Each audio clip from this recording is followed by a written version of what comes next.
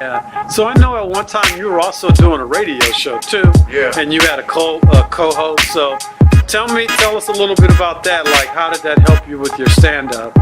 Well, that was great because we just, it's new material each week. I mean, even if you don't use the stuff on the radio show, you might think of something or say a line, on the show that you can be like, hey, that's funny, I'm going to use that in my stand-up. So that was great. I mean, it helped me in my stand-up a lot. And it was me and my friend that also did stand-up, Dan Atkins. And then we had this girl, Alicia Carter, for a little while. And I just brought the female on the show just to like give it a little bit of different dynamic. Yeah, exactly. Yeah. That way, it just wasn't two guys just sitting there shooting the shit. We needed a female perspective, and we like to debate a lot and make fun of each other and stuff like that. So it was fun.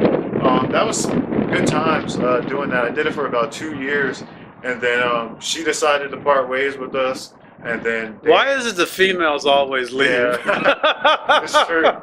But we weren't that nice to her, so I don't blame her. But and then Dan actually wasn't allowed to come to the studio anymore for some personal reasons that him and the manager of the studio had. So, yeah. But so it was me by myself, and what I did was I took it and I ran with it for as long as I could. I just had a guest comic each week, like my friends. I'd have local comics come on there, or I'd interview somebody on the phone, stuff like that, and I just kind of kept it going until it fizzled out.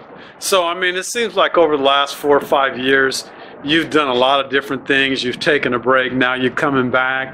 So you have a lot going on in a good way, in a positive way. Yes. So talk about your support system. Like, who's been supporting you all this time? Because, you know, a lot of times we go through life and we think we're doing things alone because we feel alone at the moment. But then we look back and reflect, and we were like, wow, there was actually a lot of people supporting me. I just didn't realize it at the time. Yeah, that's true. You want to speak on that a little bit? Yeah, it's funny because I've always been the type that was like, nobody likes me, nobody's gonna support me, nobody gives a shit what I do.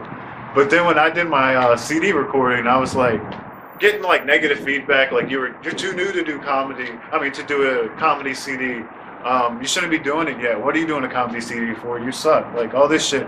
But that didn't stop me. And I went ahead and did the comedy CD, and 50 people showed up to the recording. And this place was like probably held about 60 to 75. 60 to 75 people. So that made me like right then and there say these people actually, there are some people that care and what you do, and like they will support you no matter what. And I still got some people today that still hit me up and like, when are you doing comedy? When are you gonna be at Liberty? Like, when can I come see you again? And that makes you feel good. It really does. What I hear from a lot of comics that I interview is that everybody has their different opinion of what your right timing is to do a radio show, or to be a feature, or to be a headliner, or to record your own DVD. But isn't the real answer is it all depends? Yeah, it does depend. I mean, I've seen some comics that have been in the game like less than 5 years, and they're featuring, headlining on national touring comedians now. I mean, like, and I'm like, wow, why did it take me so long, you know? But it does take comics a longer times than other comics. Some people that I came up with, they've blown up now, and they probably don't even remember me anymore.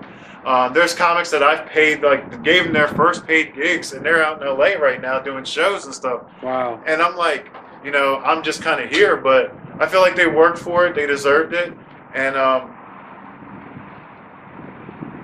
go back to the... So going back to, people always have their idea of what the timing should be for a comic to do something. Okay. So we're basically saying it depends. You were saying it depends.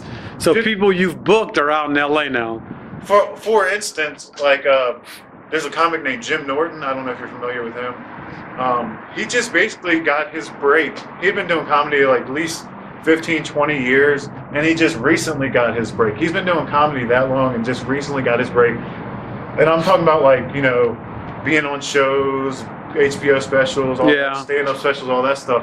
And it just took him that long. Like, I mean, it takes some people longer than it does other people, but I don't let that discourage me too much. I just keep doing what I'm doing. I don't really like think of it as like, oh, I didn't do it in 7 years, I'm not gonna ever make it. Like, what is making it? I mean, everybody has a different opinion of what making it is.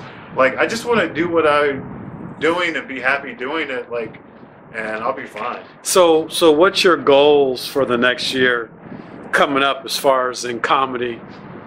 Well, my goals in So comedy get back in the mix, right? Yes, basically get out to all these rooms, seeing all these comics that because I mean, I follow all the stuff on Facebook, so I see who's doing what in the comedy scene. So Yeah. I mean, it's not like I've been away from that, but it's just get out there, meet these people, work with these people, make some connections, and hopefully move to the next step, start featuring more. I never got past featuring. I mean, I headlined here and there, Yeah. but I never moved up to headliner, and I still don't think I'm ready. Like, I would like to get out there, get some feature work, get that experience under my belt, and then move up to headliner eventually by the end of the year if I can make that happen. But before you took your break, I noticed that you used to hit the road a lot. Like you would go to Yes. North Carolina. Oh my God. So talk about that and how that helped you grow as a comedian, like getting away from your home team, your home crowd. Yeah. When you talk to comics, they always say that if you stay at one place, you're never gonna get anywhere.